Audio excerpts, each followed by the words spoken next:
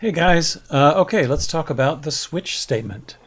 So the switch statement is useful when you have a variable that has a number of possible choices in it. So the classic example of this would be a menu system. If the user chooses option 1, do this. If they choose option 2, do that. If they choose option 3, do that, and so on.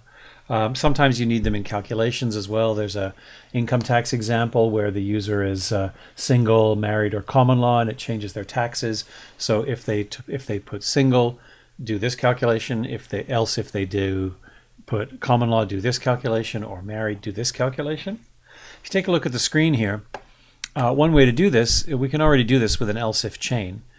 So if we're doing user choices, if their choice is 1, do this, else if choice is 2, else, and so on and so on.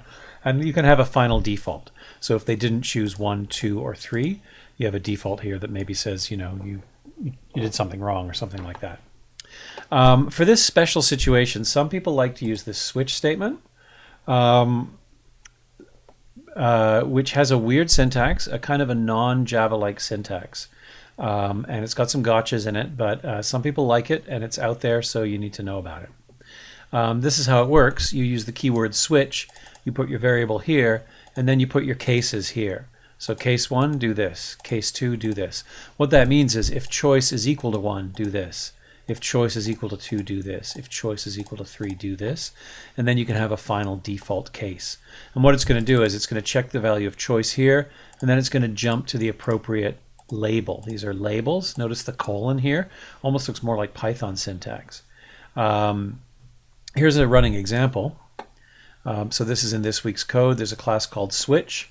Here's what it does. Oops, wrong one. That's not the one I want to show you. That's the sample solution to the exercise I'm giving you running. So here we go. So this is a very simple little example. Say something, 1 equals hello. So if I say 1, it says hi to me. If I answer again, and this time I say 2, it says bye to me. And if I don't follow instructions and I say 5, it just puts a question mark. So really, really simple example. Here's what it looks like. System out print, say something. Then I use nextInt to get what they said. And then I switch on that variable name. And if it equals 1, it's going to say hi. Notice the break statement. This is really important. So notice we're not using a block. That's why I say it's not really Java-like syntax. We're not actually using a block here. We use a colon and then just a list of statements. And the break is important because it forces it to the end. Case 2 and then default. And they each have their own break. You can stack up cases. So I could say case 5 here as well if I want. So if I wanted this to run for both 1 and 5, I can put case 1, case 5, and it will execute whether I put 1 or 5. So if I say 1, it's going to say hi. If I run again and say 5, it's also going to say hi. Okay, so you can put multiple cases. It's like having an or, if message equals 1 or message equals 5. One thing that sometimes confuses students in the past is the fact that I make these case 1 and 2. In all my examples, it's 1, 2. So let me just show you. You could have a different code. Enter this for hello and this for goodbye. So then I would have case 673 here and case 983 here. Right? So if message equals 673, do this. So let me just show you that. So 673 is now hello, and 983 is goodbye.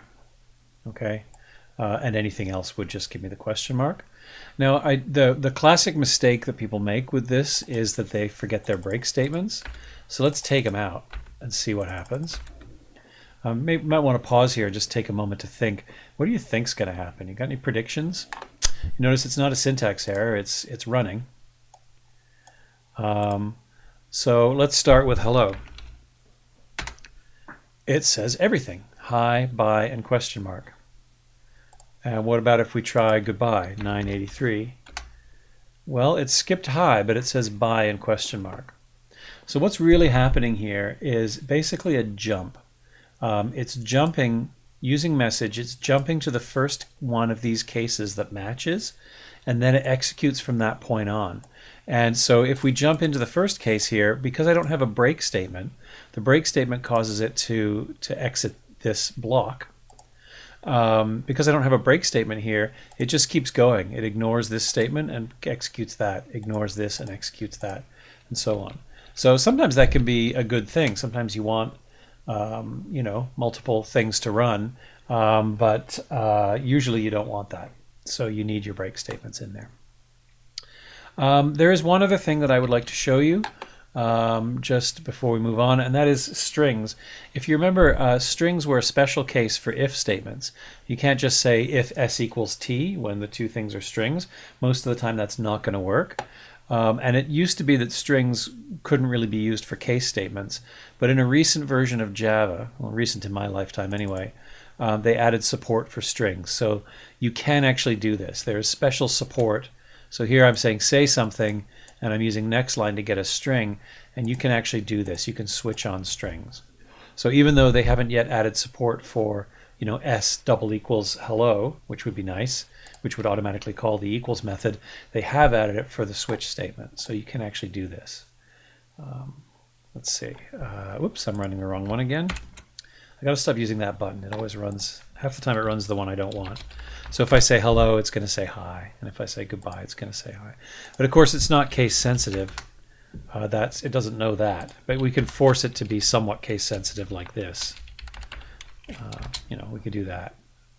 So we can add multiple cases, and then it will say hello for both spellings of hello. You could also add hi and how's it going and what's up and whatever.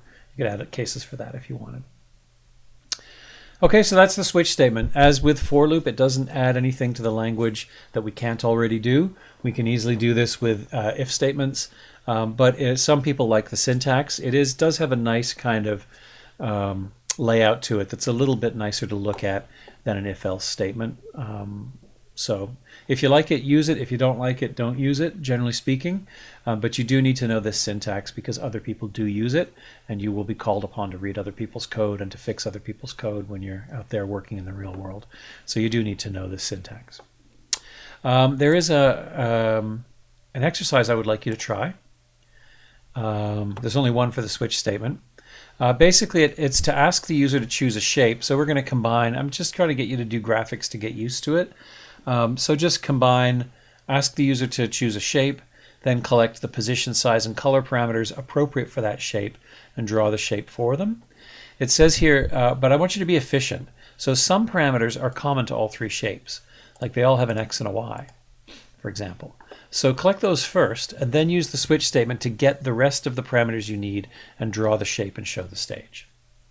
Okay, so in my, wait, this is 3A, right? So if I run exercise 3A here, here's what mine looks like. What kind of shape? I'm going to say I want a circle, and then so I'm not yet in the switch statement. It's entering the X and Y coordinates, 100, 100. Enter the RGB color values. Let's make it maybe slightly bluey green or reddy green. I don't know what that's going to be. RGB, oh, reddy blue. So it's going to be kind of a dark magenta, I guess. And a radius of 200. There it is. I drew it off the screen, but that's the idea. And if I'd chosen square, I would get a different set of choices. And if I had chosen arc, I would get a different set of choices. Okay, so it's a switch statement that's accomplishing that and drawing the shape based on the shape that I chose up here. Feel free to use strings if you prefer. The assignment doesn't say what you should use, so use strings or numbers or whatever you want.